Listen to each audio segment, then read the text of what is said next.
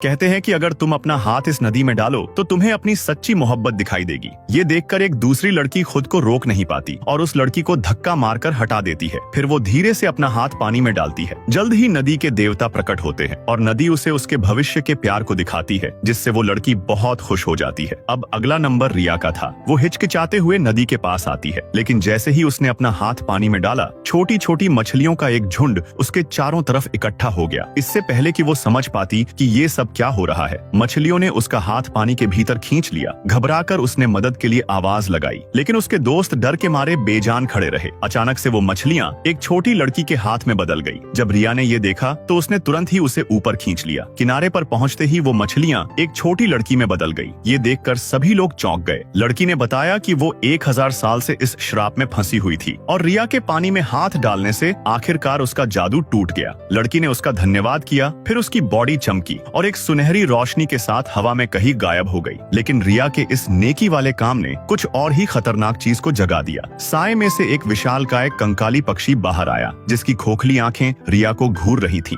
रिया को लगा कि वो पंछी उसे खा जाएगा, लेकिन उसने उसके सामने शांति से व्यवहार किया। लगा जैसे वो रिया से मदद मांग रहा हो। फिर रिया अपना हाथ आगे बढ़ाकर उसे समझने की कोशिश करने लगी, लेकिन उसके पीछे खड़े राजकुमार को लगा कि वो रिया को मारने वाला है। इसी के कारण राजकुमार भागता हुआ आया और उसने अपनी जादुई तलवार उस पंछी के सीने में घुसा दी। अगले ही पल उस पंछी ने अपनी ऊर्जा खो दी और हड्डियों के ढांचे में बिखर गया। रिया ने गुस्से में आकर राजकुमार को थप्पड़ मार दिया, क्योंकि उसकी लापरवाही की वजह से एक बेगुनाह पंछी की जान चली गई थी। प्रोफेसर ने सभी को अपने कमरे में वापस लौटने के लिए कहा। फिर उन्होंने रिया को बताया कि यहाँ हर कोई एक खास मकसद के लिए आता है और जिस तरह से तुमने उस लड़की को बचाया साबित करता है कि तुम वो पहली सच्ची राजकुमारी हो जो एक बहुत लंबे समय बाद इस स्कूल में आई है। अगले दिन प्रोफेसर ने सभी लोगों को हॉल में इकट्ठा होने के लिए कहा। फिर उन्होंने एक एक करके सभी के हाथ में पिन चुभोना शुरू कर दिया, जिससे उन सभी की उंगलियां चमकने लगी और उनकी पावर अनलॉक हो गई।